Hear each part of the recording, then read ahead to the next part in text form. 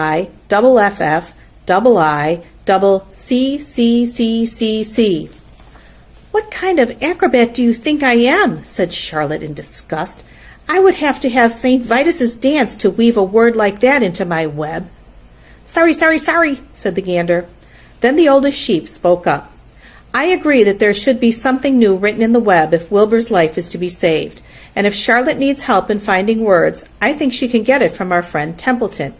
The rat visits the dump regularly and has access to old magazines. He can tear out bits of advertisements and bring them up here to the barn cellar so that Charlotte can have something to copy." "Good idea," said Charlotte, "but I'm not sure Templeton will be willing to help. You know how he is, always looking out for himself, never thinking of the other fellow." "I bet I can get him to help," said the old sheep. "I'll appeal to his baser instincts, of which he has plenty. Here he comes now. Everybody keep quiet while I put the matter up to him." The rat entered the barn the way he always did, creeping along close to the wall.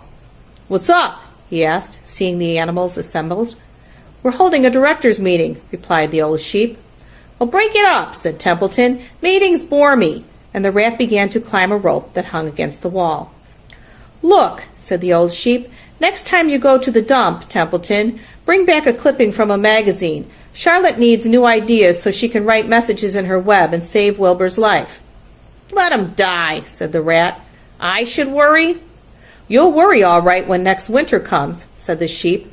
"You'll worry all right on a 0 morning next January when Wilbur is dead and nobody comes down here with a nice pail of warm slops to pour into the trough. Wilbur's leftover food is your chief source of supply, Templeton. You know that. Wilbur's food is your food. Therefore, Wilbur's destiny and your destiny are closely linked.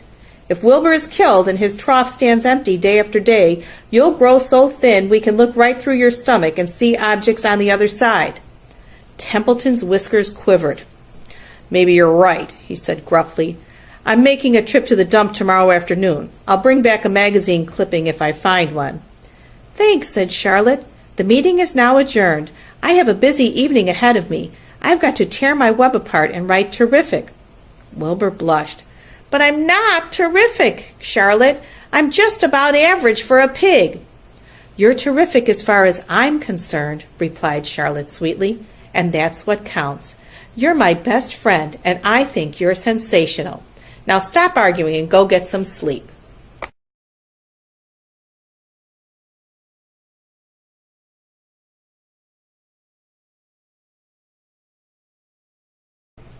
Chapter 13.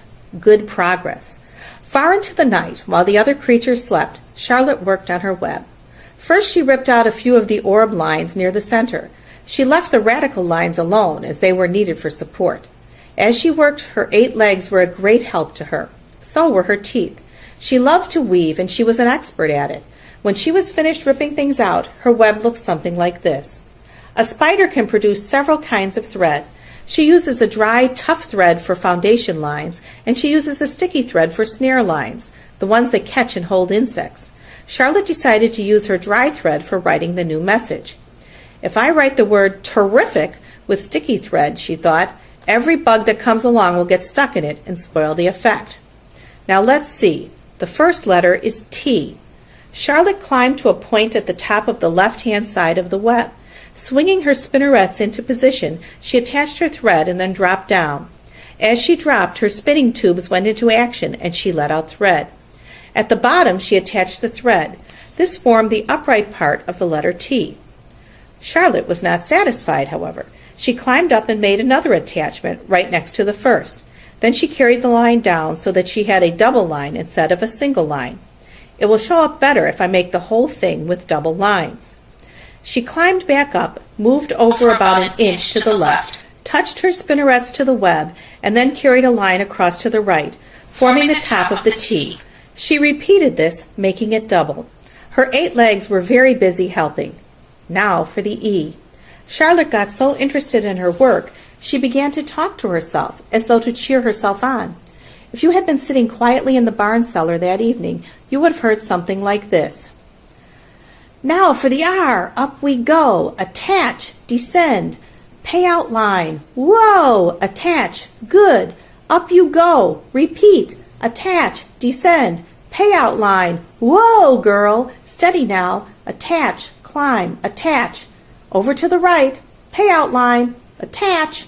Now right and down and swing that loop and around and around. Now into the left. Attach. Climb. Repeat. Okay. Easy, keep those lines together. Now then, out and down for the leg of the R. Payout line, whoa, attach, ascend, repeat, good girl. And so, talking to herself, the spider worked at her difficult task. When it was completed, she felt hungry. She ate a small bug that she had been saving. Then she slept. Next morning, Wilbur arose and stood beneath the web. He breathed the morning air into his lungs. Drops of dew catching the sun made the web stand out clearly. When Lurvy arrived with breakfast, there was the handsome pig, and over him, woven neatly in block letters, was the word terrific. Another miracle. Lurvy rushed and called Mr. Zuckerman. Mr. Zuckerman rushed and called Mrs. Zuckerman. Mrs. Zuckerman ran to the phone and called the Arabelles. The Arabelles climbed into their truck and hurried over. Everybody stood at the pig pen and stared at the web and read the word over and over, while Wilbur, who really felt terrific, stood quietly swelling out his chest and swinging his snout from side to side. Terrific, breathed Zuckerman in joyful admiration. Edith, you better phone the reporter on the Weekly Chronicle and tell him what has happened. He will want to know about this. He may want to bring a photographer. There isn't a pig in the whole state that is as terrific as our pig. The news spread. People who had journeyed to see Wilbur when he was some pig came back again to see him now that he was terrific. That afternoon, when Mr. Zuckerman went to milk the cows and clean out the tie-ups, he was still thinking about what a wondrous pig he owned. "Lurvy," he called, "there is to be no more cow manure thrown down into that pig pen. I have a terrific pig. I want that pig to have clean, bright straw every day for his bedding. Understand?" "Yes, sir," said Lurvy. "Furthermore," said Mr. Zuckerman, "I want you to start building a crate for Wilbur. I've decided to take the pig to the county fair on September 6th. Make the crate large and paint it green with gold letters." "What will the letters say?" asked Lurvy. "They should say Zuckerman's famous pig." Lurvy picked up a pitchfork and walked away to get some clean straw. Having such an important pig was going to mean plenty of extra work. He could see that. Below the apple orchard, at the end of a path, was the dump where Mr. Zuckerman threw all sorts of trash and stuff that nobody wanted any more. Here, in a small clearing hidden by young alders and wild raspberry bushes, was an astonishing pile of old bottles and empty tin cans and dirty rags and bits of metal and broken bottles and broken hinges and broken springs and dead batteries and last month's magazines and old discarded dish mops and tattered overalls and rusty spikes and leaky pails and forgotten stoppers and useless junk of all kinds, including a wrong-sized crank for a broken ice cream freezer. Templeton knew the dump and liked it. There were good hiding places there, excellent cover for a rat, and there was usually a tin can with food still clinging to the inside. Templeton was down there now, rummaging around.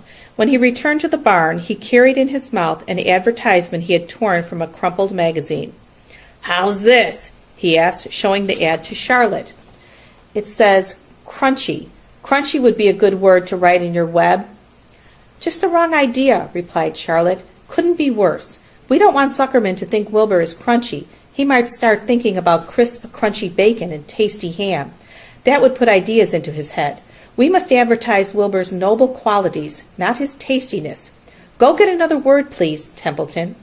The rat looked disgusted, but he sneaked away to the dump and was back in a while with a strip of cotton cloth. "How's this?" he said. "It's a label off an old shirt." Charlotte examined the label. It said, "Pre-shrunk." "I'm sorry, Templeton," she said, "but pre-shrunk is out of the question. We want Zuckerman to think Wilbur is nicely filled out, not all shrunk up. I'll have to ask you to try again." "What do you think I am, a messenger boy?" grumbled the rat. "I'm not going to spend all my time chasing down to the dump after advertising material."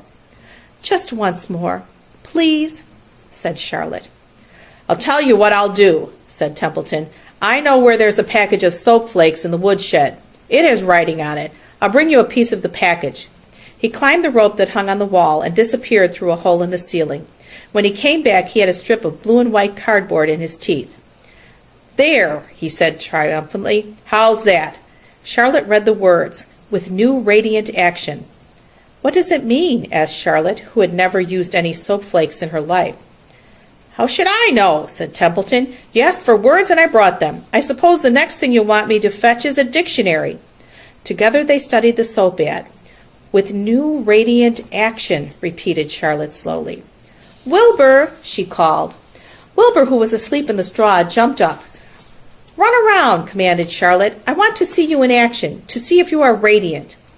Wilbur raced to the end of his yard. Now back again, faster, said Charlotte. Wilbur galloped back. His skin shone. His tail had a fine, tight curl in it. Jump into the air, cried Charlotte. Wilbur jumped as high as he could. Keep your knees straight and touch the ground with your ears, called Charlotte. Wilbur obeyed. Do a backflip with a half twist in it, cried Charlotte. Wilbur went over backwards, writhing and twisting as he went. Okay, Wilbur, said Charlotte. You can go back to sleep. Okay, Templeton, the so bad will do, I guess. I'm not sure Wilbur's action is exactly radiant, but it's interesting. Actually, said Wilbur, I feel radiant. Do you? Said Charlotte, looking at him with affection. Well, you're a good little pig, and radiant you shall be. I'm in this thing pretty deep now. I might as well go to the limit. Tired from his romp, Wilbur lay down in the clean straw. He closed his eyes. The straw seemed scratchy, not as comfortable as the cow manure, which was always delightfully soft to lie in. So he pushed the straw to one side and stretched out in the manure. Wilbur sighed. It had been a busy day, his first day of being terrific. Dozens of people had visited his yard during the afternoon, and he had had to stand and pose, looking as terrific as he could. Now he was tired. Fern had arrived and seated herself quietly on her stool in the corner.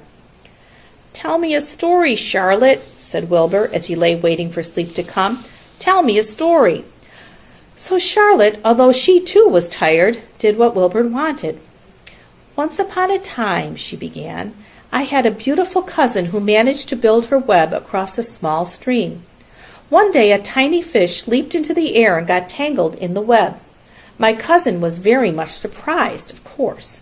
The fish was thrashing wildly. My cousin hardly dared tackle it, but she did. She swooped down and threw great masses of wrapping material around the fish and fought bravely to capture it. Did she succeed? Asked Wilbur. It was a never-to-be-forgotten battle, said Charlotte. There was the fish, caught only by one fin, and its tail wildly thrashing and shining in the sun. There was the web, sagging dangerously under the weight of the fish. How much did the fish weigh? Asked Wilbur eagerly. I don't know, said Charlotte. There was my cousin, slipping in, dodging out, beaten mercilessly over the head by the wildly thrashing fish, dancing in, dancing out, throwing her threads and fighting hard. First she threw a left around the tail. The fish lashed back.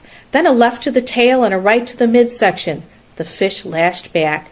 Then she dodged to one side and threw a right, and another right to the fin. Then a hard left to the head, while the web swayed and stretched. Then what happened? Asked Wilbur. Nothing, said Charlotte. The fish lost the fight. My cousin wrapped it up so tight it couldn't budge. Then what happened? Asked Wilbur. Nothing, said Charlotte. My cousin kept the fish for a while, and then when she got good and ready, she ate it. Tell me another story, begged Wilbur. So Charlotte told him about another cousin of hers, who was an aeronaut. What is an aeronaut? Asked Wilbur. A balloonist, said Charlotte. My cousin used to stand on her head and let out enough thread to form a balloon. Then she'd let go and be lifted into the air and carried upward on the warm wind. Is that true? Asked Wilbur. Or are you just making it up? It's true, replied Charlotte. I have some very remarkable cousins. And now, Wilbur, it's time you went to sleep. Sing something, begged Wilbur, closing his eyes. So Charlotte sang a lullaby, while crickets chirped in the grass and the barn grew dark. This was the song she sang. Sleep, sleep, my love, my only, deep, deep in the dung and the dark. Be not afraid and be not lonely. This is the hour when frogs and thrushes praise the world from the woods and the rushes. Rest from care, my one and only, deep in the dung and the dark. But Wilbur was already asleep. When the song ended, Fern got up and went home. Chapter 14. Dr. Dorian. The next day was Saturday. Fern stood at the kitchen sink drying the breakfast dishes as her mother washed them. Mrs. Arable worked silently. She hoped Fern would go out and play with other children instead of heading for the Zuckerman's barn to sit and watch animals. Charlotte is the best storyteller I ever heard, said Fern, poking her dish towel into a cereal bowl. Fern, said her mother sternly, you must not invent things. You know spiders don't tell stories. Spiders can't talk. Charlotte can, replied Fern. She doesn't talk very loud, but she talks. What kind of story did she tell? Asked Mrs. Arabelle. Well, began Fern, she told us about a cousin of hers who caught a fish in her web. Don't you think that's fascinating? Fern, dear, how would a fish get in a spider's web? Said Mrs. Arabelle. You know it couldn't happen. You're making this up. Oh, it happened all right, replied Fern. Charlotte never fibs. This cousin of hers built a web across a stream. One day she was hanging around on the web, and a tiny fish leaped into the air and got tangled in the web. The fish was caught by one fin, Mother. Its tail was wildly thrashing and shining in the sun. Can't you just see the web sagging dangerously under the weight of the fish? Charlotte's cousin kept slipping in, dodging out, and she was beaten mercilessly over the head by the wildly thrashing fish, dancing in, dancing out, throwing. Fern, snapped her mother, stop it! Stop inventing these wild tales. I'm not inventing, said Fern. I'm just telling you the facts. What finally happened? Asked her mother, whose curiosity began to get the better of her. Charlotte's cousin won. She wrapped the fish up. Then she ate him when she got good and ready. Spiders have to eat, the same as the rest of us. Yes, I suppose they do, said Mrs. Arabelle vaguely. Charlotte has another cousin who is a balloonist. She stands on her head, lets out a lot of line, and is carried aloft on the wind. Mother, wouldn't you simply love to do that? Yes, I would, come to think of it, replied Mrs. Arabelle. But, Fern, darling, I wish you'd play outdoors today instead of going to Uncle Homer's barn. Find some of your playmates and do something nice outdoors. You're spending too much time in that barn. It isn't good for you to be alone so much. Alone? Said Fern. Alone? My best friends are in the barn cellar. It's a very sociable place, not at all lonely. Fern disappeared after a while, walking down the road toward Zuckerman's. Her mother dusted the sitting room. As she worked, she kept thinking about Fern. It didn't seem natural for a little girl to be so interested in animals. Finally, Mrs. Arabelle made up her mind. She would pay a call on old Dr. Dorian and ask his advice. She got in the car and drove to his office in the village. Dr. Dorian had a thick beard. He was glad to see Mrs. Arabelle and gave her a comfortable chair. It's about Fern, she explained. Fern spends entirely too much time in the Zuckerman's barn. It doesn't seem normal. She sits on a milk stool in the corner of the barn cellar near the pig pen and watches animals, hour after hour. She just sits and listens. Dr. Dorian leaned back and closed his eyes. How enchanting, he said. It must be real nice and quiet down there. Homer has some sheep, hasn't he? Yes, said Mrs. Arabelle, but it all started with that pig we let Fern raise on a bottle. She calls him Wilbur. Homer bought the pig, and ever since it left our place, Fern has been going to her uncle's to be near it. I've been hearing things about that pig, said Dr. Dorian, opening his eyes. They say he's quite a pig. Have you heard about the words that appeared in the spider's web? Asked Mrs. Arabelle nervously. Yes, replied the doctor. Well, do you understand it? Asked Mrs. Arabelle. Understand what? Do you understand how there could be any writing in a spider's web? Oh, no, said Dr. Dorian. I don't understand it. But for that matter, I don't understand how a spider learned to spin a web in the first place. When the words appeared, everybody said they were a miracle, but nobody pointed out that the web itself is a miracle. What's miraculous about a spider's web? Said Mrs. Arabelle. I don't see why you say a web is a miracle. It's just a web. Ever try to spin one? Asked Dr. Dorian. Mrs. Arabelle shifted uneasily in her chair. No, she replied, but I can crochet a doily and I can knit a sock. Sure, said the doctor, but somebody taught you, didn't they? My mother taught me. Well, who taught a spider? A young spider knows how to spin a web without any instructions from anybody. Don't you regard that as a miracle?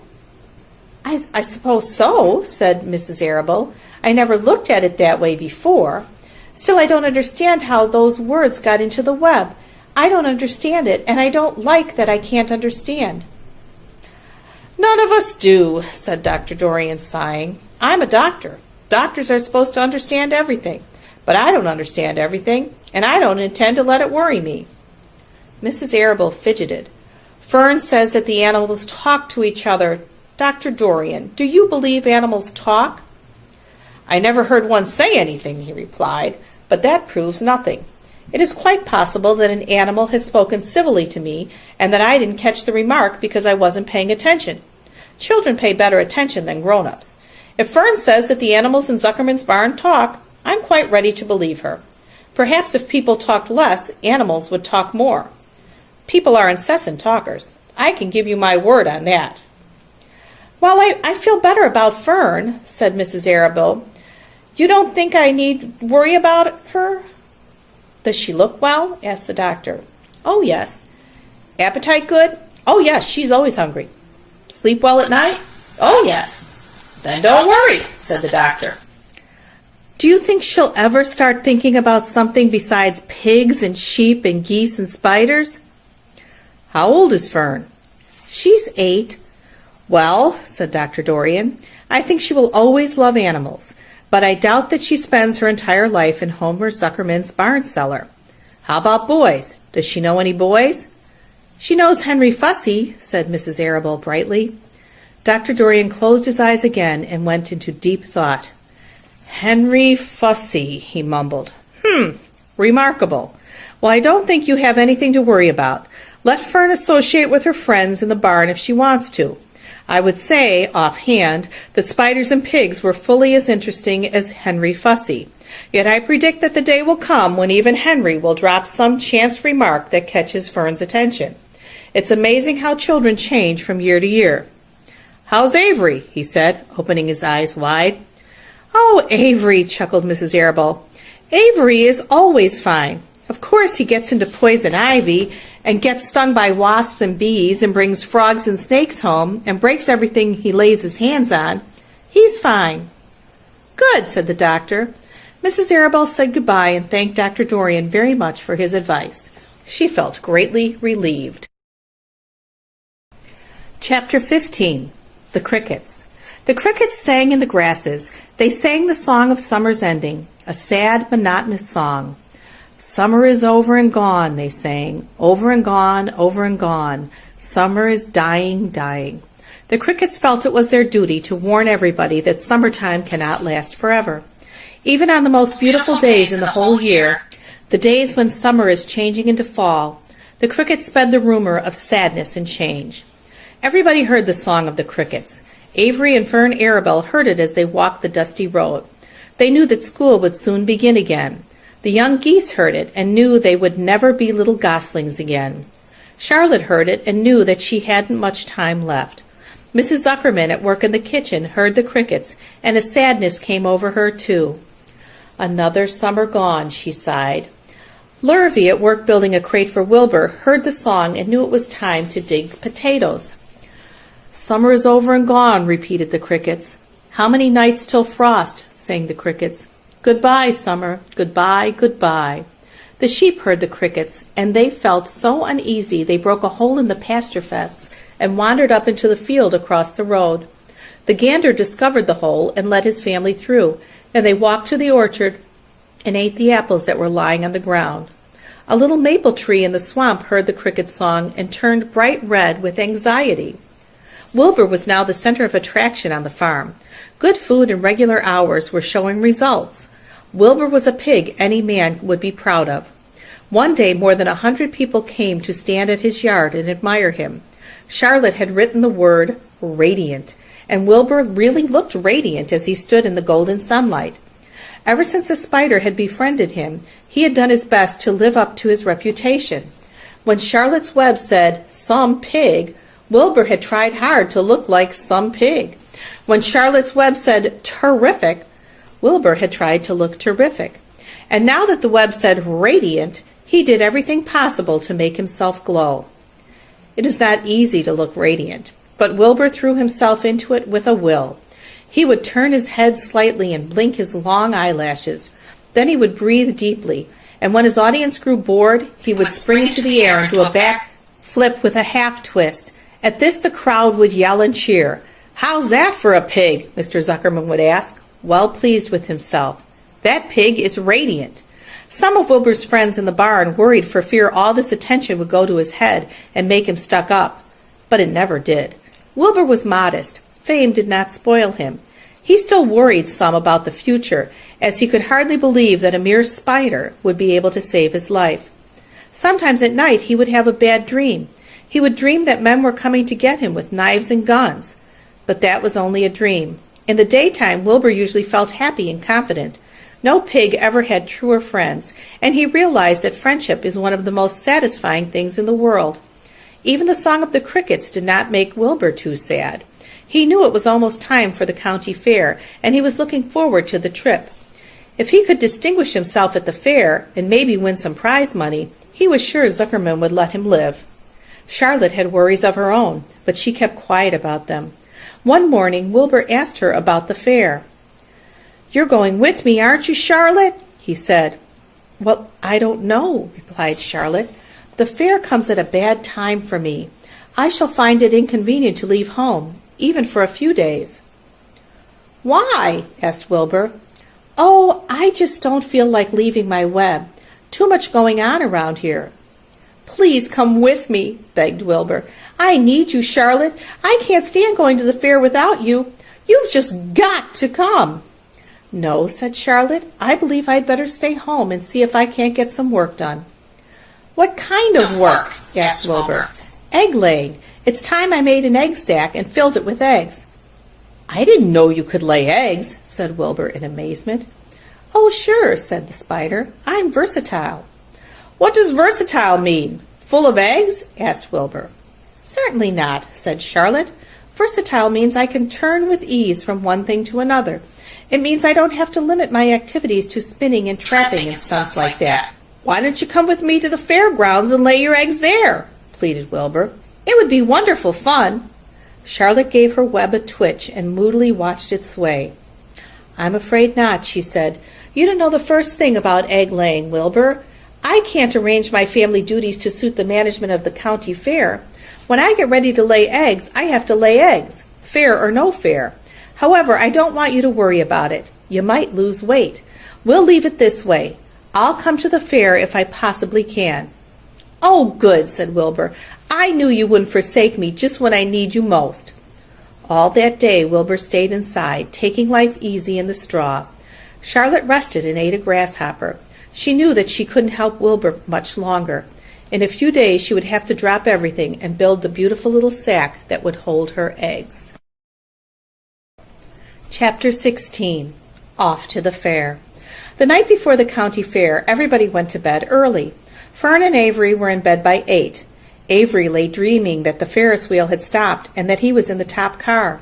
Fern lay dreaming that she was getting sick in the swings. Lurvy was in bed by 8:30. He lay dreaming that he was throwing baseballs at a cloth cat and winning a genuine Navajo blanket.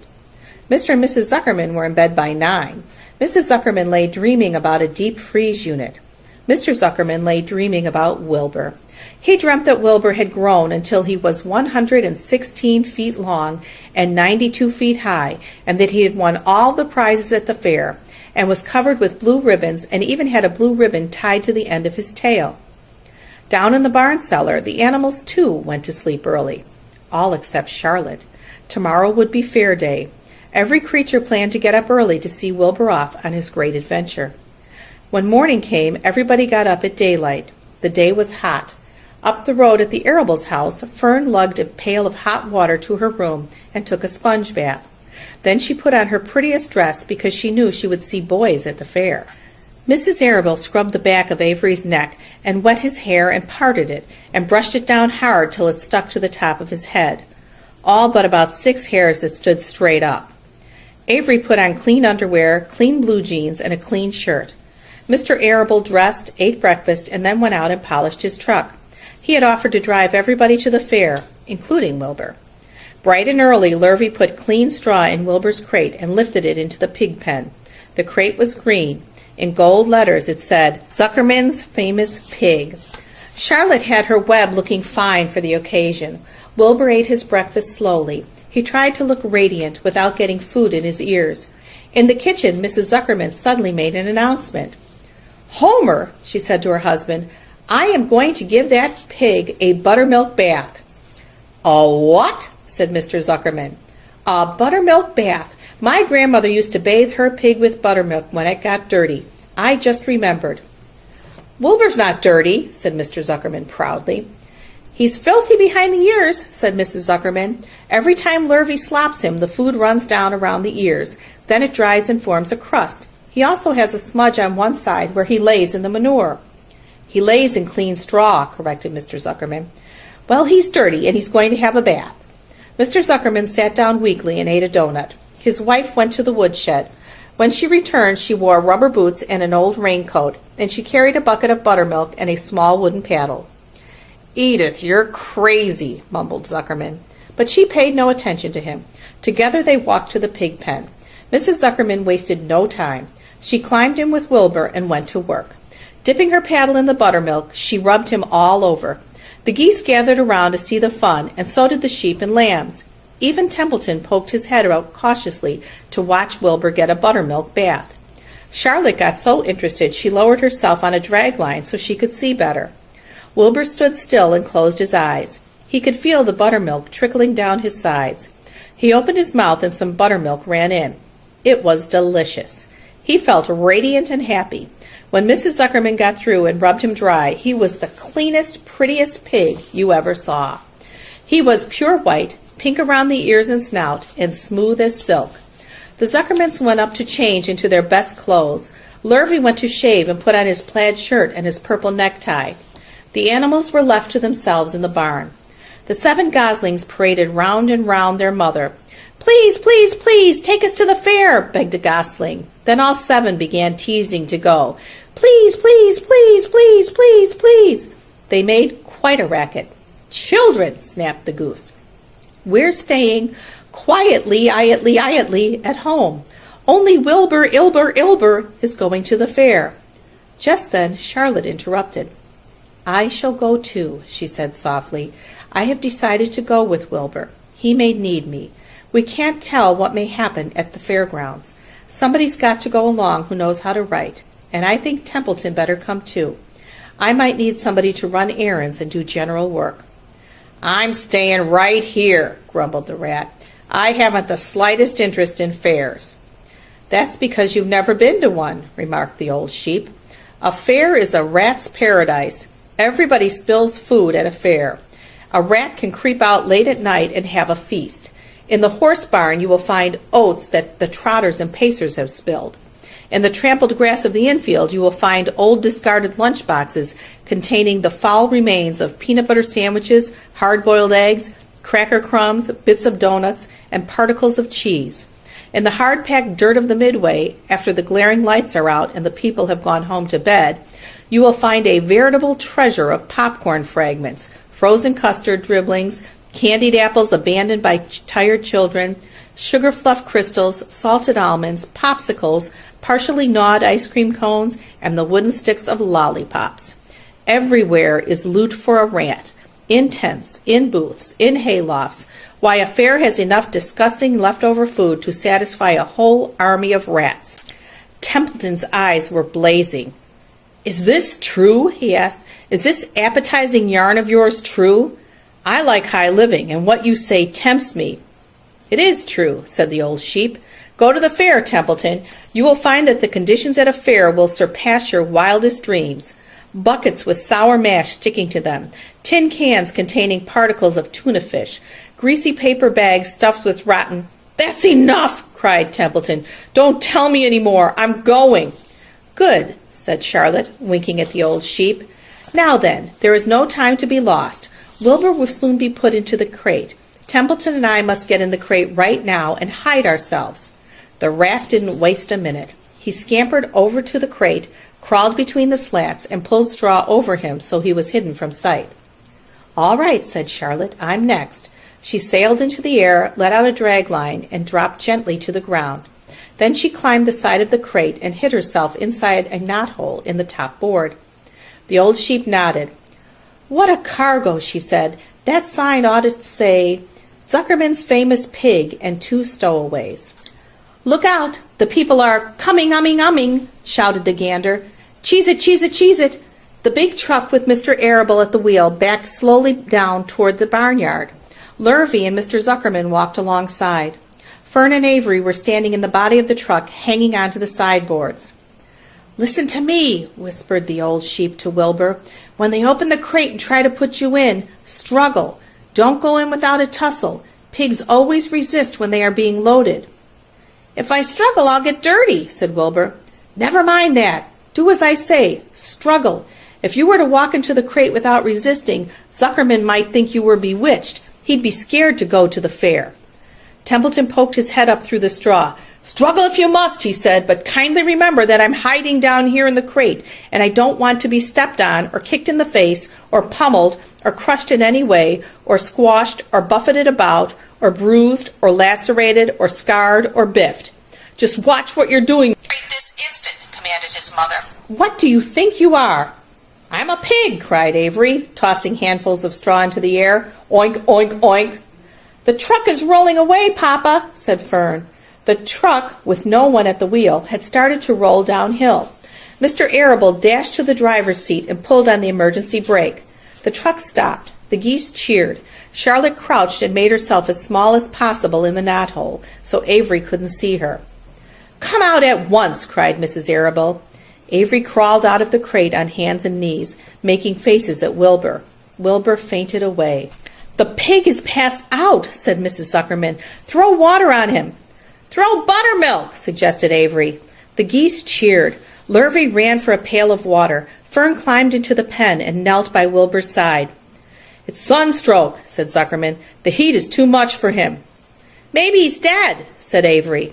"Come out of that pig pen immediately," cried Mrs. Arable. Avery obeyed his mother and climbed into the back of the truck so he could see better. Lurvy returned with cold water and dashed it on Wilbur. "Throw some on me," cried Avery. "I'm hot too." "Oh, keep quiet," hollered Fern. "Keep quiet." Her eyes were brimming with tears. Wilbur, feeling the cold water, came to. He rose slowly to his feet while the geese cheered. "He's up," said Mr. Arable. "I guess there's nothing wrong with him." "I'm hungry," said Avery. "I want a candied apple." "Wilbur's all right now," said Fern. "We can start. I want to take a ride in the Ferris wheel." Mr. Zuckerman and Mr. Arable and Lurvy grabbed the pig and pushed him head first toward the crate. Wilbur began to struggle. The harder the men pushed, the harder he held back. Avery jumped down and joined the men. Wilbur kicked and thrashed and grunted. "Nothing wrong with this pig," said Mr. Zuckerman cheerfully, pressing his knee against Wilbur's behind. "All together now, boys. Shove." With a final heave, they jammed him into the crate. The geese cheered. Lurvy nailed some boards across the end so Wilbur couldn't back out. Then, using all their strength, the men picked up the crate and heaved it aboard the truck. They did not know that under the straw was a rat, and inside a knothole was a big gray spider. They saw only a pig. "Everybody in," called Mr. Arable. He started the motor. The ladies climbed in beside him. Mr. Zuckerman and Lurvy and Fern and Avery rode in the back, hanging onto the sideboards. The truck began to move ahead. The geese cheered. The children answered their cheer, and away everyone went to the fair. Chapter 17. Uncle. When they pulled into the fairgrounds, they could hear music and see the Ferris wheel turning in the sky. They could smell the dust of the racetrack where the sprinkling cart had moistened it. And they could smell hamburgers frying and see balloons aloft. They could hear sheep blatting in their pens. An enormous voice over the loudspeaker said, "Attention, please. Will the owner of a Pontiac car, license number H2439, please move your car away from the fireworks shed?" "Can I have some money?" asked Fern. "Can I too?" asked Avery. "I'm going to win a doll by spinning a wheel, and it will stop at the right number," said Fern. "I'm going to steer a jet plane and make it bump into another one." "Can I have a balloon?" asked Fern. "Can I have a frozen custard and a cheeseburger and some raspberry soda pop?" asked Avery. "You children be quiet till we get the pig unloaded," said Mrs. Arable. "Let's let the children go off by themselves," suggested Mr. Arable. "The fair only comes once a year." Mr. Arable gave Fern 2 quarters and 2 dimes. He gave Avery 5 dimes and 4 nickels. "Now run along," he said, "and remember, the money has to last all day. Don't spend it all the first few minutes. And be back here at the truck at noontime so we all have lunch together. And don't eat a lot of stuff that's going to make you sick to your stomachs." "And if you go in those swings," said Mrs. Arable, "you hang on tight. You hang on very tight. Hear me?" "And don't get lost," said Mrs. Zuckerman. "And don't get dirty." "Don't get overheated," said their mother. "Watch out for pickpockets," cautioned their father. "And don't cross the racetrack where the horses are coming," cried Mrs. Zuckerman. The children grabbed each other by the hand and danced off in the direction of the merry-go-round, toward the wonderful music and the wonderful adventure and the wonderful excitement, into the wonderful midway where there would be no parents to guard them and guide them, and where they could be happy and free and do as they pleased. Mrs. Arable stood quietly and watched them go. Then she sighed. Then she blew her nose. "Do you really think it's all right?" she asked. "Well, they've got to grow up sometime," said Mr. Arable, "and a fair is a good place to start, I guess." While Wilbur was being unloaded and taken out of his crate and his new pig pen, crowds gathered to watch. They stared at the sign, "Zuckerman's Famous Pig." He was pleased with his new home. The pen was grassy, and it was shaded from the sun by a shed roof. Charlotte, watching her chance, scrambled out of the crate and climbed a post to the underside of the roof. Nobody noticed her. Templeton, not wishing to come out in broad daylight, stayed quietly under the straw at the bottom of the crate.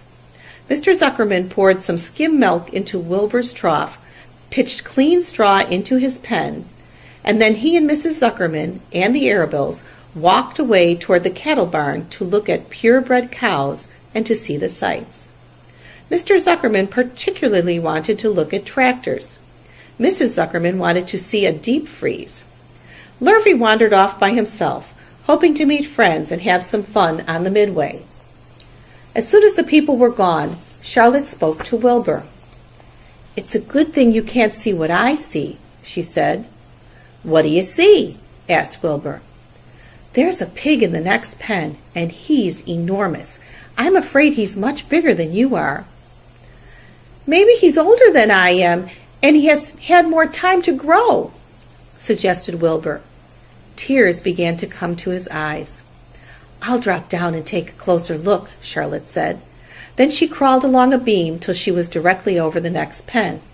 She let herself down on a drag line until she hung in the air just in front of the big pig's snout. "May I have your name?" she asked politely. The pig stared at her.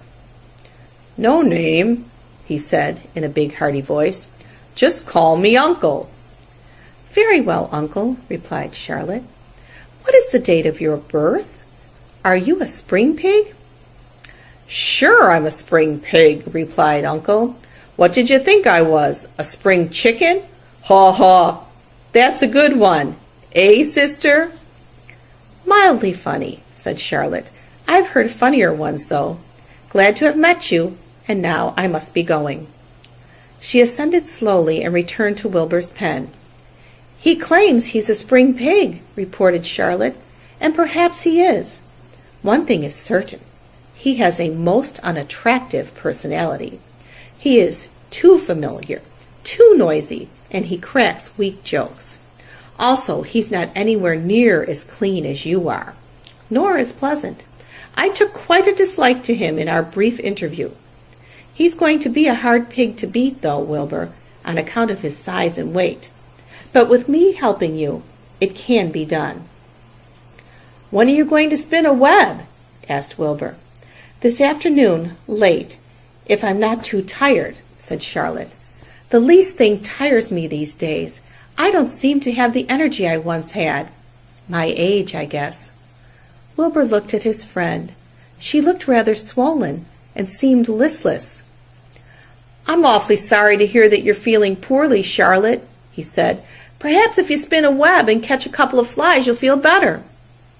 "Perhaps," she said wearily, "but I feel like the end of a long day." Clinging upside down to the ceiling, she settled down for a nap, leaving Wilbur very much worried. All morning, people wandered past Wilbur's pen. Dozens and dozens of strangers stopped to stare at him and to admire his silky white coat, his curly tail, his kind and radiant expression.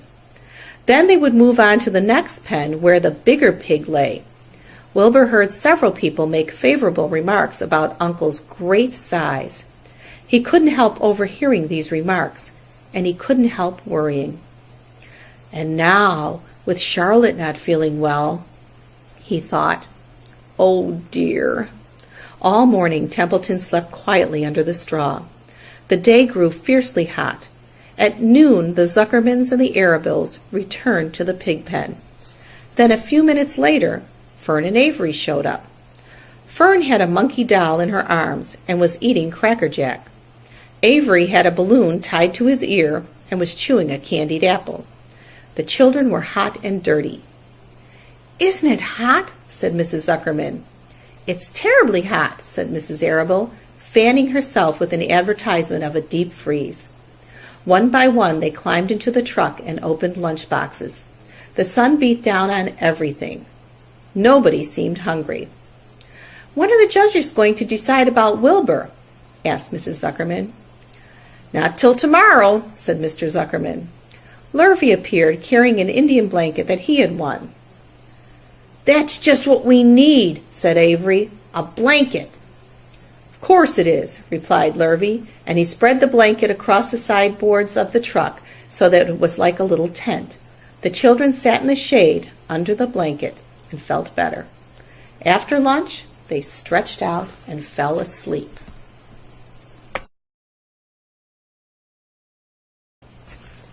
Chapter 18. The Cool of the Evening. In the cool of the evening, when shadows darkened the fairgrounds, Templeton crept from the crate and looked around. Wilbur lay asleep in the straw. Charlotte was building a web. Templeton's keen nose detected many fine smells in the air. The rat was hungry and thirsty. He decided to go exploring. Without saying anything to anybody, he started off. "Bring me back a word," Charlotte called after him. "I shall be writing tonight for the last time." The rat mumbled something to himself and disappeared into the shadows.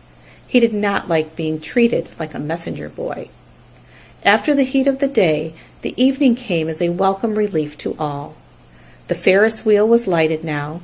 It went round and round in the sky and seemed twice as high as by day. There were lights on the midway, and you could hear the crackle of the gambling machines, and the music of the merry-go-round, and the voice of the man in the Beano booth calling numbers. The children felt refreshed after their nap. Fern met her friend, Henry Fussy, and he invited her to ride with him in the Ferris wheel. He even bought a ticket for her, so it didn't cost her anything. When Mrs. Arabill happened to look up into the starry sky and saw her little daughter sitting with Henry Fussy and going higher and higher into the air, and saw how happy Fern looked, she just shook her head. My, she said, Henry Fussy. Think of that. Templeton kept out of sight. In the tall grass behind the cattle barn, he found a folded newspaper. Inside it were leftovers from somebody's lunch.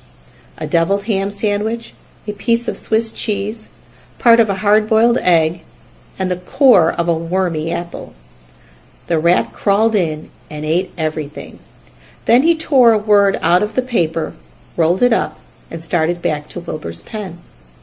Charlotte had her web almost finished when Templeton returned, carrying the newspaper clipping. She had left a space in the middle of the web. At this hour, no people were around the pig pen, so the rat and the spider and the pig were by themselves. "I hope you brought a good one," Charlotte said.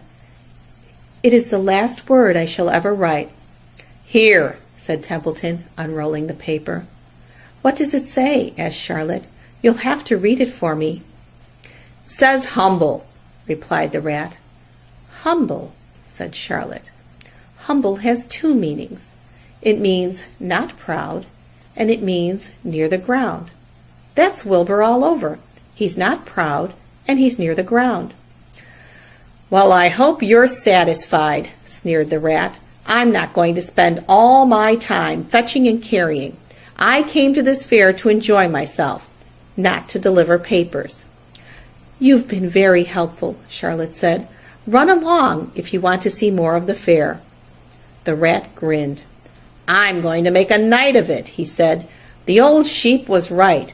This fair is a rat's paradise. What eating, and what drinking, and everywhere good hiding and good hunting.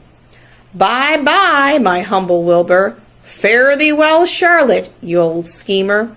This will be a night to remember in a rat's life." He vanished into the shadows. Charlotte went back to her work. It was quite dark now. In the distance, fireworks began going off. Rockets, scattering fiery balls into the sky. By the time the Arables and the Zuckermans and Lurvy returned from the grandstand, Charlotte had finished her web. The word humble was woven neatly in the center. Nobody noticed it in the darkness. Everyone was tired and happy. Fern and Avery climbed into the truck and lay down. They pulled the Indian blanket over them. Lurvy gave Wilbur a forkful of fresh straw. Mr. Arable patted him. "Time for us to go home," he said to the pig. "See you tomorrow." The grown-ups climbed slowly into the truck, and Wilbur heard the engine start, and then heard the truck moving away in low speed. He would have felt lonely and homesick had Charlotte not been with him. He never felt lonely when she was near. In the distance, he could still hear the music of the merry-go-round. As he was dropping off to sleep, he spoke to Charlotte. "Sing me that song again, about the dong in the dark," he begged. "Not tonight," she said in a low voice. "I'm too tired." Her voice didn't seem to come from her web. "Where are you?" asked Wilbur. "I can't see you. Are you on your web?" "I'm back here," she answered, "up in this back corner." "Why aren't you on your web?" asked Wilbur. "You almost never leave your web." "I've left it tonight," she said. Wilbur closed his eyes. "Charlotte," he said after a while, "do you really think Zuckerman will let me live and not kill me when the cold weather comes? Do you really think so?" "Of course," said Charlotte. "You are a famous pig, and you are a good pig. Tomorrow you will probably win a prize. The whole world will hear about you. Zuckerman will be proud and happy to own such a pig. You have nothing to fear, Wilbur, nothing to worry about. Maybe you'll live forever. Who knows? And now, go to sleep." For a while there was no sound. Then Wilbur's voice. "What are you doing up there, Charlotte?" "Oh, making something," she said. "Making something, as usual." "Is it something for me?" asked Wilbur. "No," said Charlotte. "It's something for me, for a change." "Please tell me what it is," begged Wilbur. "I'll tell you in the morning," she said. "When the first light comes into the sky, and the sparrows stir, and the cows rattle their chains, when the rooster crows and the stars fade, when early cars whisper along the highway, you look up here, and I'll show you something. I will show you my masterpiece." Before she finished the sentence, Wilbur was asleep. She could tell by the sound of his breathing that he was sleeping peacefully, deep in the straw. Miles away at the Arable's house, the men sat around the kitchen table, eating a dish of canned peaches and talking over the events of the day. Upstairs, Avery was already in bed and asleep. Mrs. Arable was tucking Fern into bed. "Did you have a good time at the fair?" she asked as she kissed her daughter. Fern nodded. "I had the best time I have ever had anywhere or any time in all of my whole life." "Well," said Mrs. Arable, "isn't that nice?" Chapter 19. The Egg Sack. Next morning, when the first light came into the sky, and the sparrows stirred in the trees, when the cows rattled their chains and the rooster crowed, and the early automobiles went whispering along the road, Wilbur awoke and looked for Charlotte. He saw her up overhead in a corner near the back of his pen. She was very quiet. Her 8 legs were spread wide. She seemed to have shrunk during the night. Next to her, attached to the ceiling, Wilbur saw a curious object. It was a sort of sack or cocoon. It was peach-colored and looked as though it were made of cotton candy. "Are you awake, Charlotte?" he said softly. "Yes," came the answer. "What is that nifty little thing? Did you make it?" "I did indeed," replied Charlotte in a weak voice. "Is it a plaything?" "Plaything? I should say not. It is my egg sack, my magnum opus." "I don't know what a magnum opus is," said Wilbur. "That's Latin," explained Charlotte. "It means great work. This egg sack is my great work, the finest thing I have ever made." "What's inside it?" asked Wilbur. "Eggs?" 514 of them, she replied. 514, said Wilbur. "You're kidding." "No, I'm not. I counted them. I got started counting, so I kept on, just to keep my mind occupied." "It's a perfectly beautiful egg sack," said Wilbur, feeling as happy as though he had constructed it himself. "Yes, it is pretty," replied Charlotte, patting the sack with her 2 front legs. "Anyway, I can guarantee that it is strong. It's made out of the toughest material I have. It is also waterproof. The eggs are inside and will be warm and dry." "Charlotte," said Wilbur dreamily, "are you really going to have 514 children?"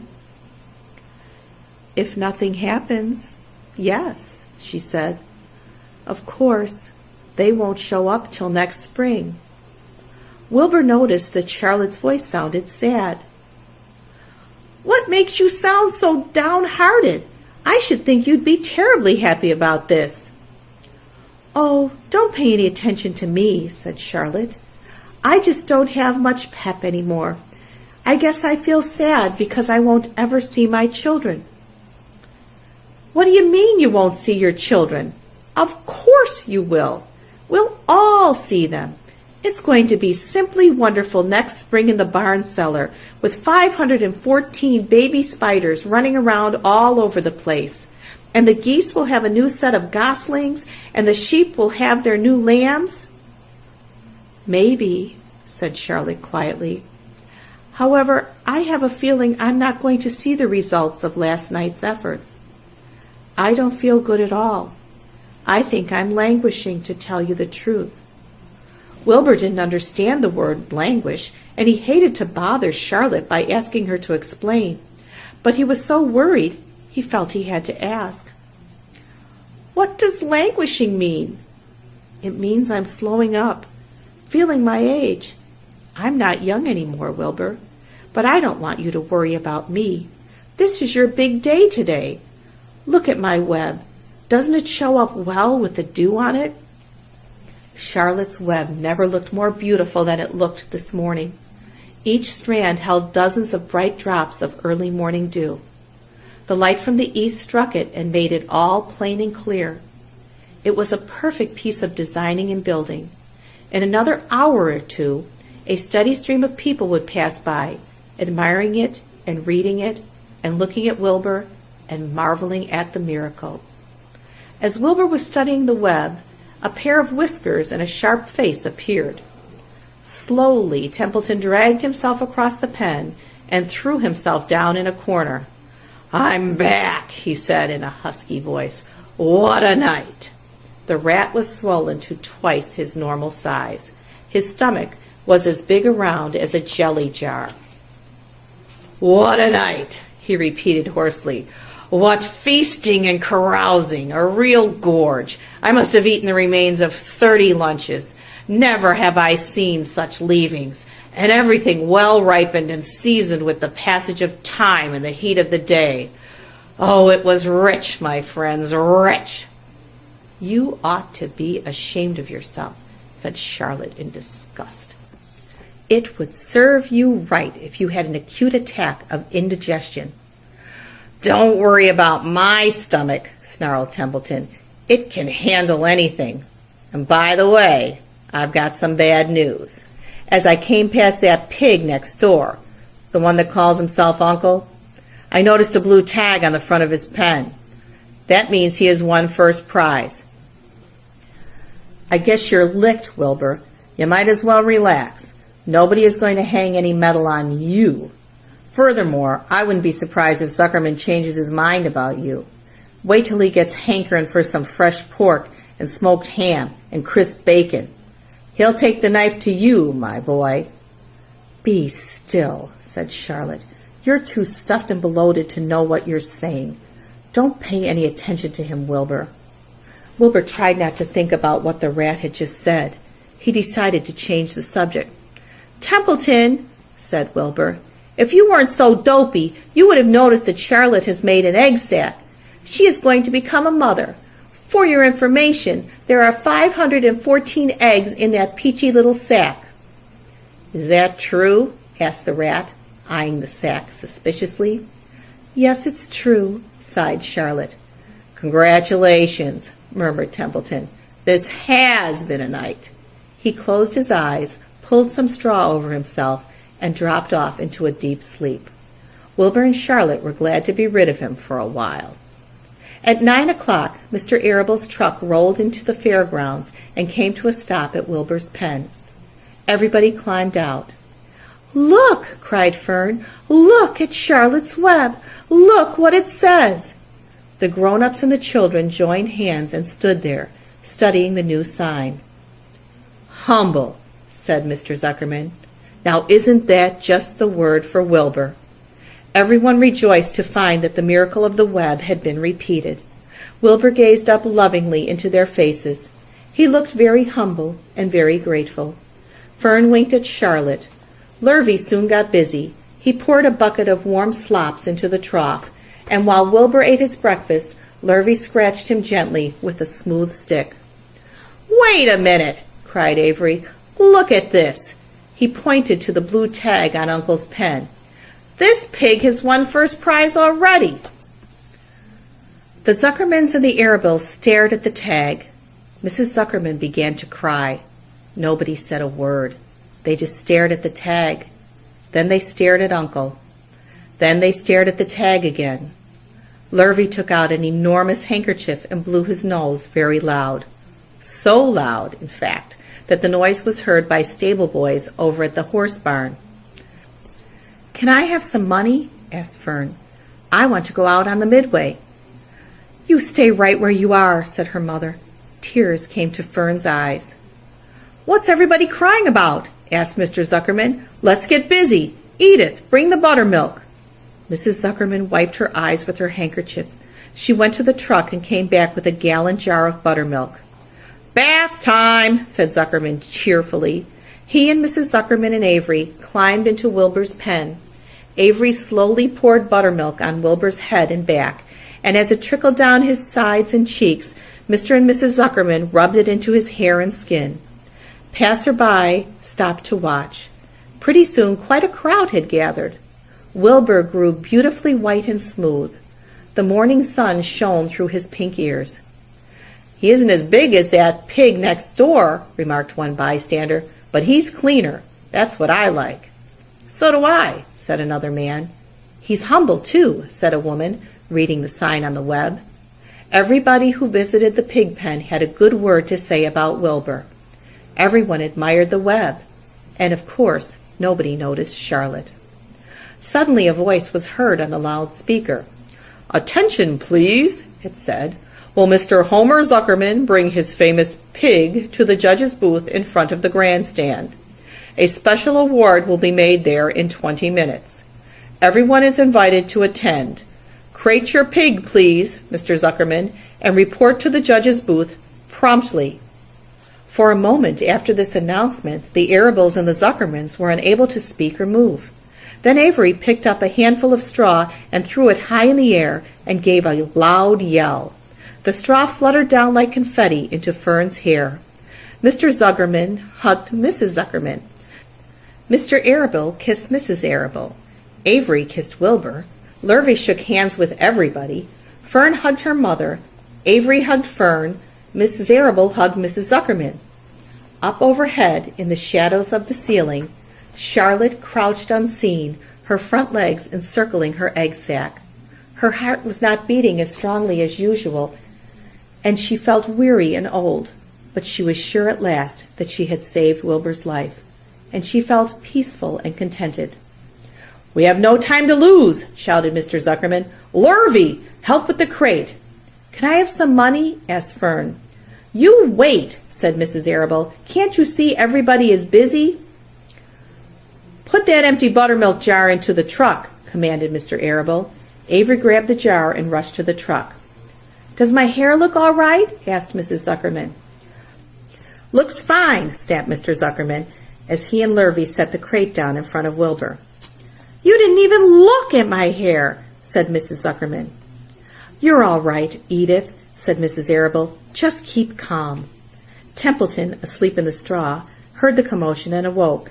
He didn't know exactly what was going on, but when he saw the men shoving Wilbur into the crate, he made up his mind to go along. He watched his chance, and when no one was looking, he crept into the crate and buried himself in the straw at the bottom. "All ready, boys!" cried Mr. Zuckerman. "Let's go!" He and Mr. Arable and Lurvy and Avery grabbed the crate and boosted it over the side of the pen and up into the truck. Fern jumped aboard and sat on top of the crate. She still had straw in her hair and looked very pretty and excited. Mr. Arable started the motor. Everyone climbed in, and off they drove to the judge's booth in front of the grandstand. As they passed the Ferris wheel, Fern gazed up at it and wished she were in the topmost car with Henry Fussy at her side. Chapter 20. The Hour of Triumph. "Special announcement," said the loudspeaker in a pompous voice. "The management of the fair takes great pleasure in presenting Mr. Homer L. Zuckerman and his famous pig. The truck bearing this extraordinary animal is now approaching the infield. Kindly stand back and give the truck room to proceed. In a few moments, the pig will be unloaded in the special judging ring in front of the grandstand, where a special award will be made. Will the crowd please make way and let the truck pass? Thank you." Wilbur trembled when he heard this speech. He felt happy but dizzy. The truck crept along slowly in low speed. Crowds of people surrounded it, and Mr. Arable had to drive very carefully in order to not run over anybody. At last he managed to reach the judge's stand. Avery jumped out and lowered the tailgate. "I'm scared to death," whispered Mrs. Zuckerman. "Hundreds of people are looking at us." "Cheer up," replied Mrs. Arable. "This is fun." "Unload your pig, please," said the loudspeaker. "All together now, boys," said Mr. Zuckerman. Several men stepped forward from the crowd to help lift the crate. Avery was the busiest helper of all.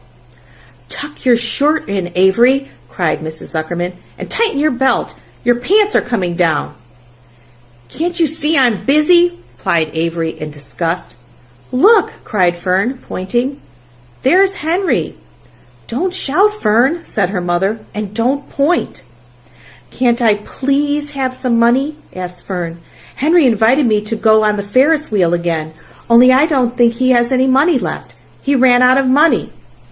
Mrs. Arable opened her handbag. "Here," she said. "Here is 40 cents. Now don't get lost, and be back at our regular meeting place by the pig pen very soon." Fern raced off, ducking and dodging through the crowd in search of Henry. "The Zuckerman pig is now being taken from his crate," boomed the voice of the loudspeaker. "Stand by for an announcement." Templeton crouched under the straw at the bottom of the crate. "What a lot of nonsense," muttered the rat. "What a lot of fuss about nothing." Over in the pig pen, silent and alone, Charlotte rested. Her 2 front legs embraced the egg sac. Charlotte could hear everything that was said on the loudspeaker. The words gave her courage. This was her hour of triumph. As Wilbur came out of the crate, the crowd clapped and cheered. Mr. Zuckerman took off his cap and bowed. Lurvy pulled his big handkerchief from his pocket and wiped the sweat from the back of his neck. Avery knelt in the dirt by Wilbur's side, busily stroking him and showing off. Mrs. Zuckerman and Mrs. Arable stood on the running board of the truck. "Ladies and gentlemen," said the loudspeaker, "we now present Mr. Homer L. Zuckerman's distinguished pig. The fame of this unique animal has spread to the far corners of the earth, attracting many valuable tourists to our great state. Many of you will recall the never-to-be-forgotten day last summer when the writing appeared mysteriously on the spider's web in Mr. Zuckerman's barn, calling the attention of all and sundry to the fact that this pig was completely out of the ordinary. This miracle has never been fully explained, although learned men have visited the Zuckerman's pig pen to study and observe the phenomenon. In the last analysis, we simply know that we are dealing with supernatural forces here, and we should all feel proud and grateful. In the words of the spider's web, ladies and gentlemen, this is some pig." Wilbur blushed. He stood perfectly still and tried to look his best. "This magnificent animal," continued the loudspeaker, "is truly terrific. Look at him, ladies and gentlemen. Note the smoothness and whiteness of the coat. Observe the spotless skin, the healthy pink glow of ears and snout." "It's the buttermilk," whispered Mrs. Arable to Mrs. Zuckerman. "Note the general radiance of this animal. Then remember the day when the word radiant appeared clearly on the web. Whence came this mysterious writing? Not from the spider, we can rest assured of that. Spiders are very clever at weaving their webs, but needless to say, spiders cannot write." "Oh, they can't they?" murmured Charlotte to herself. "Ladies and gentlemen," continued the loudspeaker, "I must not take any more of your valuable time. On behalf of the governors of the fair, I have the honor of awarding a special prize of $25 to Mr. Zuckerman, together with a handsome bronze medal, suitably engraved, in token of our appreciation of the part played by this pig, this radiant, this terrific, this humble pig, in attracting so many visitors to our great county fair." Wilbur had been feeling dizzier and dizzier through this long complimentary speech. When he heard the crowd begin to cheer and clap again, he suddenly fainted away. His legs collapsed, his mind went blank, and he fell to the ground, unconscious. "What's wrong?" asked the loudspeaker. "What's going on, Zuckerman? What's the trouble with your pig?" Avery was kneeling by Wilbur's head, stroking him. Mr. Zuckerman was dancing about, fanning him with his cap. "He's all right," cried Mr. Zuckerman. "He gets these spells. He's modest and can't stand praise." "Well, we can't give a prize to a dead pig," said the loudspeaker. "It's never been done." "He isn't dead," hollered Zuckerman. "He's fainted. He gets embarrassed easily. Run for some water, Lurvy." Lurvy sprang from the judge's ring and disappeared. Templeton poked his head from the straw. He noticed that the end of Wilbur's tail was within reach. Templeton grinned. "I'll tend to this," he chuckled. He took Wilbur's tail in his mouth and bit it, just as hard as he could bite. The pain revived Wilbur. In a flash, he was back on his feet. "Ouch!" he screamed. "Hooray!" yelled the crowd. "He's up! The pig's up! Good work, Zuckerman! That's some pig!" Everyone was delighted. Mr. Zuckerman was the most pleased of all. He sighed with relief. Nobody had seen Templeton. The rat had done his work well. And now one of the judges climbed into the ring with the prizes. He handed Mr. Zuckerman 2 $10 bills and a $5 bill. Then he tied the medal around Wilbur's neck. Then he shook hands with Mr. Zuckerman while Wilbur blushed. Avery put out his hand, and the judge shook hands with him too. The crowd cheered. A photographer took Wilbur's picture. A great feeling of happiness swept over the Zuckermans and the Arabills. This was the greatest moment in Mr. Zuckerman's life. It is deeply satisfying to win a prize in front of a lot of people. As Wilbur was being shoved back into the crate, Lurvy came charging through the crowd carrying a pail of water. His eyes had a wild look. Without hesitating a second, he dashed the water at Wilbur. In his excitement, he missed his aim, and the water splashed all over Mr. Zuckerman and Avery. They got soaking wet. "For goodness sake, bellowed Mr. Zuckerman, who was really drenched. "What ails you, Lurvy? Can't you see the pig is all right?" "You asked for water," said Lurvy meekly. "I didn't ask for a shower bath," said Mr. Zuckerman. The crowd roared with laughter. Finally, Mr. Zuckerman had to laugh too. And of course Avery was tickled to find himself so wet, and he immediately started to act like a clown. He pretended he was taking a shower bath. He made faces and danced around and rubbed imaginary soap under his armpits. Then he dried himself with an imaginary towel. "Avery, stop it!" cried his mother. "Stop showing off!" But the crowd loved it. Avery heard nothing but the applause. He liked being a clown in a ring, with everybody watching in front of a grandstand. When he discovered that there was still a little water left in the bottom of the pail, he raised the pail high in the air and dumped the water on himself and made faces. The children in the grandstand screamed with appreciation. At last things calmed down. Wilbur was loaded into the truck. Avery was led from the ring by his mother and placed on the seat of the truck to dry off. The truck, driven by Mr. Arable, crawled slowly back to the pig pen. Avery's wet trousers made a big wet spot on the seat. Chapter 21. Last Day. Charlotte and Wilbur were alone. The families had gone to look for Fern. Templeton was asleep. Wilbur lay resting after the excitement and strain of the ceremony. His medal still hung from his neck. By looking out of the corner of his eye, he could see it. "Charlotte," said Wilbur after a while, "why are you so quiet?" "I like to sit still," she said. "I've always been rather quiet." "Yes, but you seem specially so today. Do you feel all right?" "A little tired, perhaps, but I feel peaceful. Your success in the ring this morning was, to a small degree, my success. Your future is assured.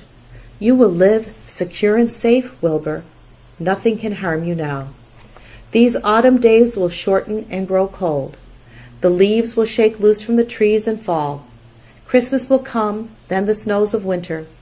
You will live to enjoy the beauty of the frozen world, for you mean a great deal to Zuckerman, and he will not harm you, ever. Winter will pass, the days will lengthen, the ice will melt in the pasture pond, the song sparrow will return and sing, the frogs will awake, the warm wind will blow again. All these sights and sounds and smells will be yours to enjoy, Wilbur. This lovely world, these precious days." Charlotte stopped. A moment later, a tear came to Wilbur's eye. "Oh, Charlotte," he said, "to think that when I first met you, I thought you were cruel and bloodthirsty." When he recovered from his emotion, he spoke again. "Why did you do all this for me?" he asked. "I don't deserve it. I've never done anything for you." "You have been my friend," replied Charlotte. "That in itself is a tremendous thing. I wove my webs for you because I liked you. After all, what's a life anyway? We're born, we live a little while, we die. A spider's life can't help but being something of a mess, with all this trapping and eating flies. By helping you, perhaps I was trying to lift up my life a trifle. Heaven knows anyone's life can stand a little of that." "Well," said Wilbur, "I'm no good at making speeches. I haven't got your gift for words. But you have saved me, Charlotte, and I would gladly give my life for you. I really would." "I'm sure you would, and I thank you for your generous sentiments."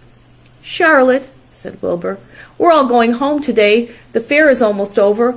Won't it be wonderful to be back home in the barn cellar again with the sheep and the geese? Aren't you anxious to get home?" For a moment, Charlotte said nothing. Then she spoke in a voice so low Wilbur could hardly hear the words. "I will not be going back to the barn," she said. Wilbur leaped to his feet. "Not going back?" he cried. "Charlotte, what are you talking about?" "I'm done for," she replied. "In a day or two, I'll be dead. I haven't even strength enough to climb down into the crate. I doubt if I have enough silk in my spinnerets to lower me to the ground." Hearing this, Wilbur threw himself down in an agony of pain and sorrow. Great sobs racked his body. He heaved and grunted with desolation. "Charlotte," he moaned. "Charlotte, my true friend." "Come now, let's not make a scene," said the spider. "Be quiet, Wilbur. Stop thrashing about." "But I can't stand it," shouted Wilbur. "I won't leave you here alone to die. If you're going to stay here, I shall stay too." "Don't be ridiculous," said Charlotte. "You can't stay here. Zuckerman and Lurvy and John Arable and the others will be back any minute now, and they'll shove you into that crate and away you'll go. Besides, it wouldn't make any sense for you to stay. There would be no one to feed you. The fairgrounds will soon be empty and deserted." Wilbur was in a panic. He raced round and round the pen. Suddenly he had an idea. He thought of the egg sack and the 514 little spiders that would hatch in the spring. If Charlotte herself was unable to go home to the barn, at least he must take her children along. Wilbur rushed to the front of his pen. He put his front feet on the top board and gazed around. In the distance he saw the Arables and the Zuckermans approaching. He knew he would have to act quickly.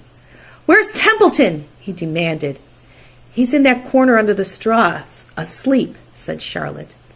Wilbur rushed over, pushed his strong snout under the rat, and tossed him into the air. "Templeton!" screamed Wilbur. "Pay attention!" The rat, surprised out of a sound sleep, looked first dazed, then disgusted. "What kind of monkey shine is this?" he growled. "Can't a rat catch a wink of sleep without being rudely popped into the air?" "Listen to me," cried Wilbur. "Charlotte is very ill. She only has a short time to live. She cannot accompany us home because of her condition. Therefore, it is absolutely necessary that I take her egg sack with me. I can't reach it, and I can't climb. You are the only one that can get it. There's not a second to be lost. The people are coming. They'll be here in no time. Please, please, please, Templeton, climb up and get the egg sack." The rat yawned. He straightened his whiskers. Then he looked up at the egg sack. "So," he said in disgust, "so it's old Templeton to the rescue again, is it? Templeton do this, Templeton do that. Templeton, please run down to the dump and get me a magazine clipping. Templeton, please lend me a piece of string so I can spin a web." "Oh, hurry," said Wilbur. "Hurry up, Templeton." But the rat was in no hurry. He began imitating Wilbur's voice. "So it's, 'Hurry up, Templeton!' Is it?" he said. "Ho, ho! And what thanks do I ever get for these services? I would like to know. Never a kind word for old Templeton, only abuse and wisecracks and side remarks. Never a kind word for a rat." "Templeton," said Wilbur in desperation, "if you don't stop talking and get busy, all will be lost, and I will die of a broken heart. Please climb up." Templeton lay back in the straw. Lazily he placed his forepaws behind his head and crossed his knees in an attitude of complete relaxation. "Die of a broken heart," he mimicked. "How touching! My, I notice that it's always me you come to when in trouble, but I've never heard of anyone's heart breaking on my account. Oh, no, who cares anything about old Templeton?" "Get up," screamed Wilbur. "Stop acting like a spoiled child." Templeton grinned and lay still. "Who made trip after trip to the dump?" he asked. "Why, it was old Templeton. Who saved Charlotte's life by scaring that arable boy away with a rotten goose egg? Bless my soul, I believe it was old Templeton. Who bit your tail and got you back on your feet this morning after you fainted in front of the crowd? Old Templeton. Has it ever occurred to you that I'm sick of running errands and doing favors? What do you think I am, anyway? A rat of all work?" Wilbur was desperate. The people were coming, and the rat was failing him. Suddenly he remembered Templeton's fondness for food. "Templeton," he said, "I will make you a solemn promise. Get Charlotte's egg sack for me, and from now on I will let you eat first when Lurvy slops me. I will let you have your choice of everything in the trough, and I won't touch a thing until you're through." The rat sat up. "You mean that?" he said. I promise, I cross my heart." "All right, it's a deal," said the rat. He walked to the wall and started to climb. His stomach was still swollen from last night's gorge. Groaning and complaining, he pulled himself slowly to the ceiling. He crept along till he reached the egg sack. Charlotte moved aside for him. She was dying, but she still had strength enough to move a little. Then Templeton bared his long, ugly teeth and began snipping the threads that fastened the sack to the ceiling. Wilbur watched from below. "Use extreme care," he said. "I don't want a single one of those eggs harmed." "This stuff sticks in my mouth," complained the rat. "It's worse than caramel candy." But Templeton worked away at the job and managed to cut the sack adrift and carry it to the ground, where he dropped it in front of Wilbur. Wilbur heaved a great sigh of relief. "Thank you, Templeton," he said. "I will never forget this as long as I live." "Neither will I," said the rat, picking his teeth. "I feel as though I'd eaten a spool of thread. Well, home we go." Templeton crept into the crate and buried himself in the straw. He got out of sight just in time. Lurvy and John Arable and Mr. Zuckerman came along at that moment, followed by Mrs. Arable and Mrs. Zuckerman and Avery and Fern. Wilbur had already decided how he would carry the egg sack. There was only one way possible. He carefully took the little bundle in his mouth and held it there on top of his tongue. He remembered what Charlotte had told him, that the sack was waterproof and strong. It felt funny on his tongue and made him drool a bit, and of course he couldn't say anything. But as he was being shoved into the crate, he looked up at Charlotte and gave her a wink. She knew he was saying goodbye in the only way he could, and she knew her children were safe. "Goodbye," she whispered. Then she summoned all her strength and waved one of her front legs at him. She never moved again. Next day, as the Ferris wheel was being taken apart, and the race horses were being loaded into vans, and the entertainers were packing up their belongings and driving away in their trailers, Charlotte died. The fairgrounds were soon deserted. The sheds and buildings were empty and forlorn. The infield was littered with bottles and trash. Nobody of the hundreds of people that had visited the fair knew that a gray spider had played the most important part of all. No one was with her when she died. Chapter 22. A Warm Wind. And so Wilbur came home to his beloved manure pile in the barn cellar. His was a strange homecoming. Around his neck he wore a medal of honor. In his mouth he held a sack of spider's eggs. There is no place like home, Wilbur thought, as he placed Charlotte's 514 unborn children carefully in a safe corner. The barn smelled good. His friends the sheep and the geese were glad to see him back. The geese gave him a noisy welcome. Congratulations, they cried. "Nice work." Mr. Zuckerman took the medal from Wilbur's neck and hung it on a nail over the pig pen, where visitors could examine it. Wilbur himself could look at it whenever he wanted to. In the days that followed, he was very happy. He grew to a great size. He no longer worried about being killed, for he knew that Mr. Zuckerman would keep him as long as he lived. Wilbur often thought of Charlotte. A few strands of her old web still hung in the doorway. Every day Wilbur would stand and look at the torn, empty web, and a lump would come to his throat. No one had ever had such a friend, so affectionate, so loyal, and so skillful. The autumn days grew shorter.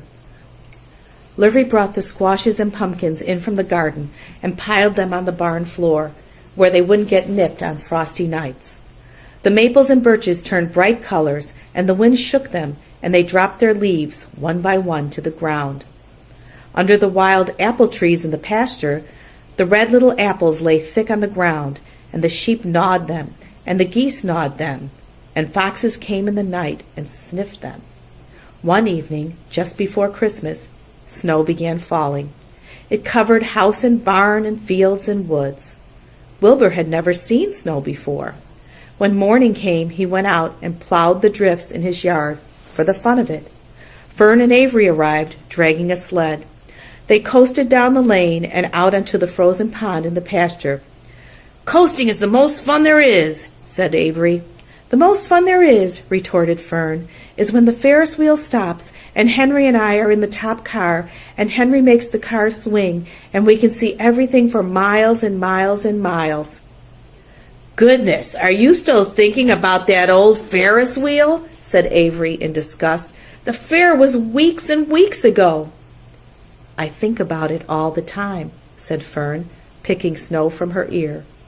After Christmas, the thermometer dropped to 10 below zero.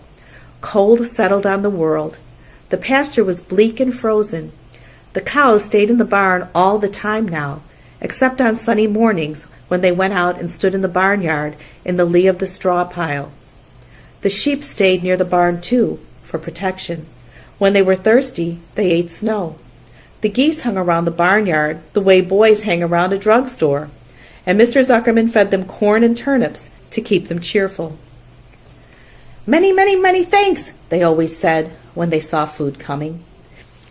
Templeton moved indoors when winter came. His ratty home under the pig trough was too chilly, so he fixed himself a cozy nest in the barn behind the grain bins. He lined it with bits of dirty newspapers and rags, and whenever he found a trinket or a keepsake, he carried it home and stored it there. He continued to visit Wilbur 3 times a day, exactly at mealtime, and Wilbur kept the promise he had made. Wilbur let the rat eat first.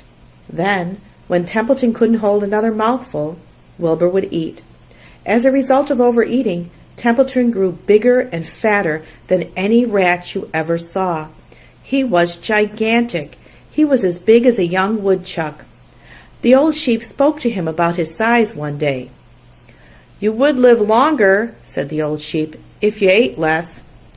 "Who wants to live forever?" sneered the rat. "I am naturally a heavy eater, and I get untold satisfaction from the pleasures of the feast." He patted his stomach, grinned at the sheep, and crept upstairs to lie down. All winter, Wilbur watched over Charlotte's egg sack as though he were guarding his own children. He had scooped out a special place in the manure for the sack, next to the board fence. On very cold nights, he lay so that his breath would warm it. For Wilbur, nothing in life was so important as this small, round object. Nothing else mattered. Patiently, he awaited the end of winter and the coming of the little spiders. Life is always a rich and steady time when you are waiting for something to happen or to hatch. The winter ended at last. "I heard the frogs today," said the old sheep one evening. "Listen, you can hear them now." Wilbur stood still and cocked his ears. From the pond, in shrill chorus, came the voices of hundreds of little frogs. "Springtime," said the old sheep thoughtfully. "Another spring." As she walked away, Wilbur saw a new lamb following her. It was only a few hours old. The snows melted and ran away. The streams and ditches bubbled and chattered with rushing water. A sparrow with a streaky breast arrived and sang. The light strengthened. The mornings came sooner. Almost every morning there was another new lamb in the sheepfold. The goose was sitting on 9 eggs. The sky seemed wider and a warm wind blew. The last remaining strands of Charlotte's old web floated away and vanished. One fine sunny morning, after breakfast, Wilbur stood watching his precious sack. He wasn't thinking of anything much. As he stood there, he noticed something move. He stepped closer and stared. A tiny spider crawled from the sack. It was no bigger than a grain of sand, no bigger than the head of a pin. Its body was gray with a black stripe underneath. Its legs were gray and tan. It looked just like Charlotte. Wilbur trembled all over when he saw it. The little spider waved at him. Then Wilbur looked more closely. 2 more little spiders crawled out and waved. They climbed round and round on the sack, exploring their new world. Then 3 more little spiders, then 8, then 10. Charlotte's children were here at last. Wilbur's heart pounded. He began to squeal. Then he raced in circles, kicking manure into the air. Then he turned a backflip. Then he planted his front feet and came to a stop in front of Charlotte's children. "Hello there," he said. The first spider said hello, but its voice was so small, Wilbur couldn't hear it. "I am an old friend of your mother's," said Wilbur. "I'm glad to see you. Are you all right? Is everything all right?" The little spiders waved their forelegs at him. Wilbur could see by the way they acted that they were glad to see him. "Is there anything I can get you? Is there anything you need?" The young spiders just waved.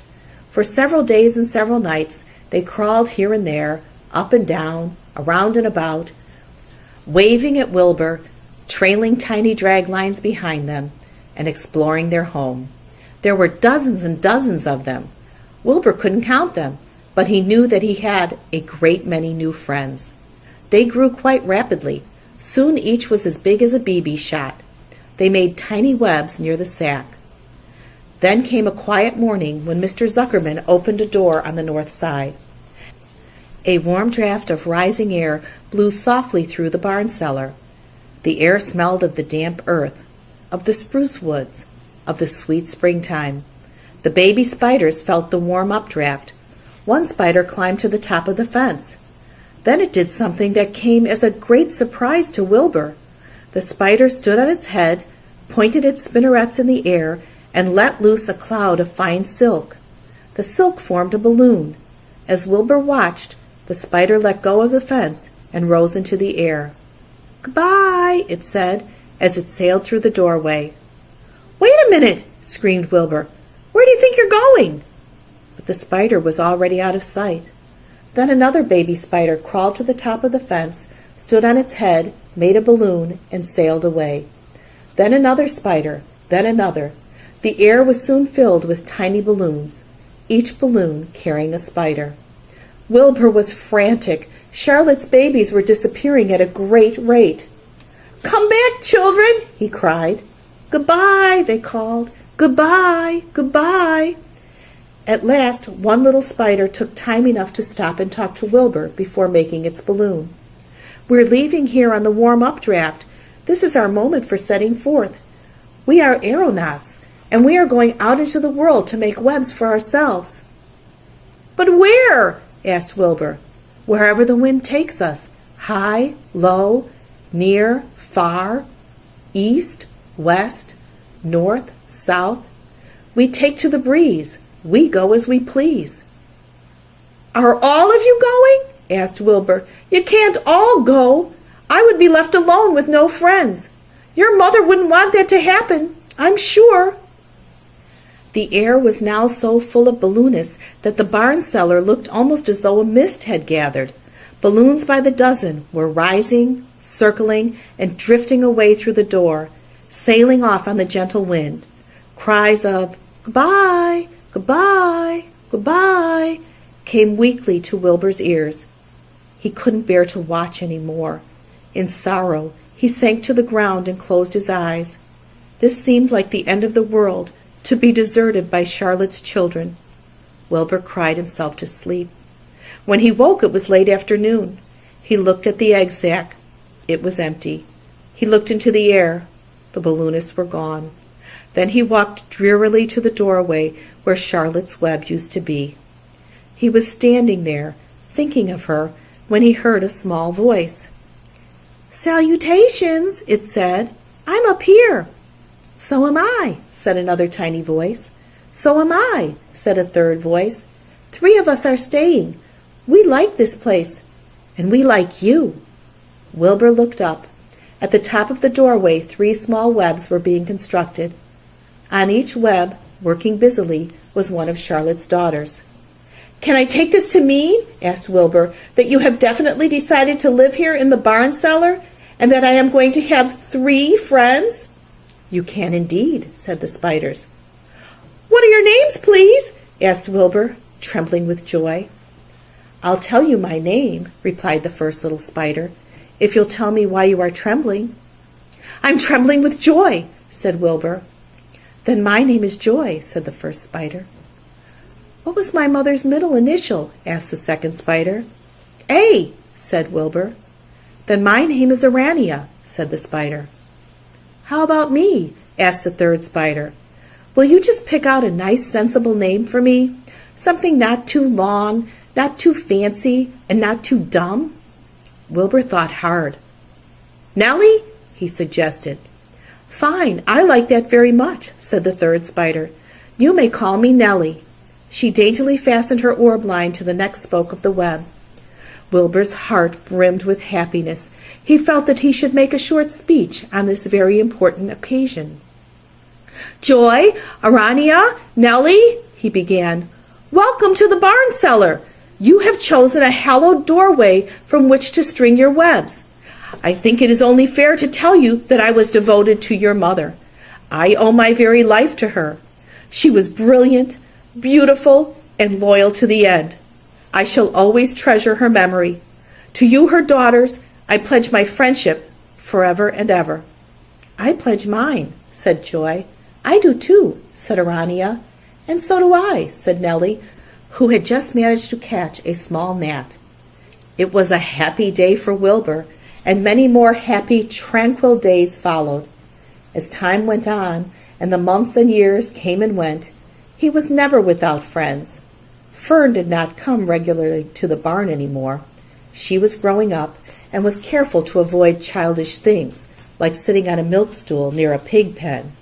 But Charlotte's children and grandchildren and great-grandchildren, year after year, lived in the doorway.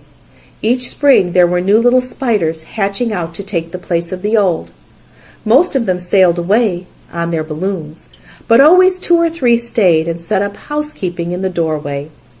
Mr. Zuckerman took fine care of Wilbur all the rest of his days, and the pig was often visited by friends and admirers, for nobody ever forgot the year of his triumph and the miracle of the web. Life in the barn was very good. Night and day, winter and summer, spring and fall, dull days and bright days. It was the best place to be, thought Wilbur, this warm, delicious cellar, with the garrulous geese, the changing seasons, the heat of the sun, the passage of swallows, the nearness of rats, the sameness of sheep, the love of spiders, the smell of manure, and the glory of everything. Wilbur never forgot Charlotte. Although he loved her children and grandchildren dearly, none of the new spiders ever quite took her place in his heart. She was in a class by herself. It is not often that someone comes along who is a true friend and a good writer. Charlotte was both.